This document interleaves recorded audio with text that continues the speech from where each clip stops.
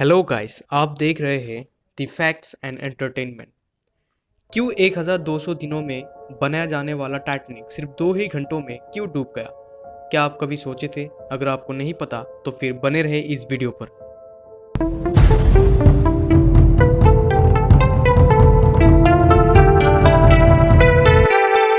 10 अप्रैल 1912 ये वो दिन था जब टाइटैनिक अपना पहला सफर के लिए बिल्कुल तैयार थे। सब लोग बिल्कुल रेडी थे। अटलांटिक ओशन पर भी दूर दूर तक समुद्री तूफान का कोई नामो निशान नहीं था। जहाज में कुल 1500 पैसेंजर्स भी सवार थे और डॉक पर लाखों लोगों का इकट्ठा था टाइटैनिक की पहली सफर को देखने के लिए। तो आखिर क्या हुआ? क्यों डूब गए ये ना डूबने वाला दुनिया की सबसे बड़े जहाज? दोस्तों, आपको बता दूं कि टाइटैनिक को बनाने की जिम्मा व्हाइट स्टार लाइन के कंपनी ने लिया था और उस टाइम टाइटैनिक को बनाने के लिए 48 करोड़ रुपए का खर्चा आ चुका था, जो कि उस टाइम के हिसाब से बहुत ही ज़्यादा था।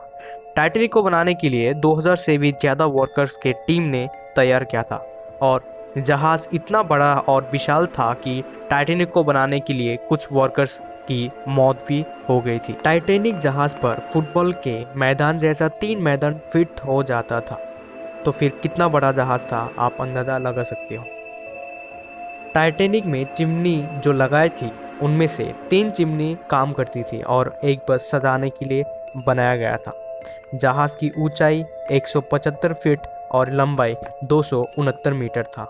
यह जहाज साउथहैम्पटन से अमेरिका रवाना हुआ था यात्री लेकर 10 अप्रैल 1912। जहाज में सब लोग मस्त में था। बच्चे खेल कूद रहे थे, पार्टी चल रहा था, सब कुछ ठीक था। 4 दिन तक टाइटैनिक का सफर बिल्कुल अच्छा गया। उस रात टाइटैनिक अटलांटिक ओशन की तरफ जा रहा था। 14 अप्रैल 1912 को रविवार की रात में समुंदर में काफी शांति थी। आसमान में चांद भी नहीं था, काफी अंधेरा था और इसी वजह से टाइटैनिक जहाज की कैप्टन को सामने की तरफ ठीक से दिखाई नहीं दे रहा। और हैरान होने की बात यह है कि जहाज पर एक भी दूरबीन नहीं थे जिससे वो सामने क्या है देख सकते थे। अंधेरा बहुत ज्यादा था, सामने हिमखंड के पर्वत थे, पर कैप्टन को मालूम नहीं पड़ा। रात के 11:40 पर टेलीफोन की घंटी बजी और कैप्टन को बताया गया कि सामने बहुत बड़ा बर्फ का पर्वत खड़ा हुआ है। पर अफसोस, जब तक ये जानकारी मिल चुकी थी तब तक बहुत देर हो चुका था, क्योंकि जहाज किसी भी सेकंड पर टकराने वाला था उस पर्वत से। जब तक कैप्टन को बताया गया तब तक जहाज को टकराने में सिर्फ 35 सेकंड ही मौजूद थे और इतनी कम समय में तेजी से जाने वाला जहाज को मोड़ना लगभग नामुमकिन था।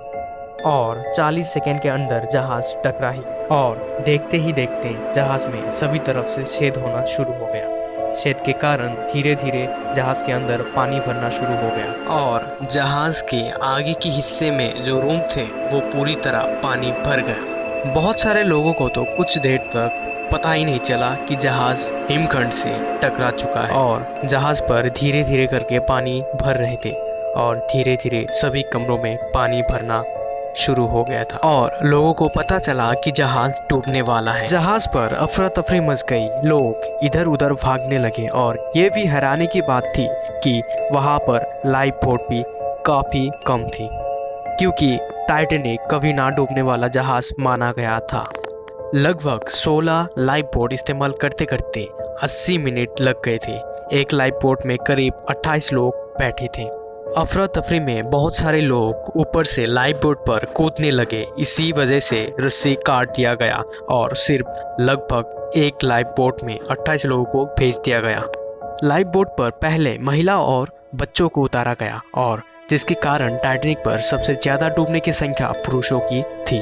वहां पर म्यूजिक बजाने वाले भी मौजूद थे और डूबते समय म्यूजिक लगातार बजते रहे ताकि लोगों को हौसला मिले।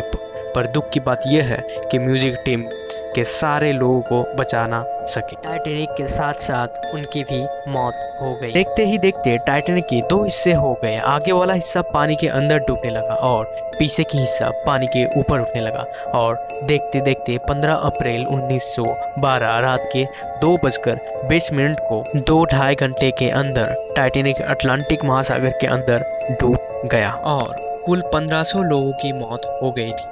बहुत सारे लोगों को लाइफ जैकेट भी दिया गया था, पर अटलांटिक ओशन और वो भी रात के समय पानी इतना ठंडा था, उसी कारण लोग मर गए। और इसी तरह कुछ गलतियों की वजह से 1500 लोग अपनी जान गंवा दी।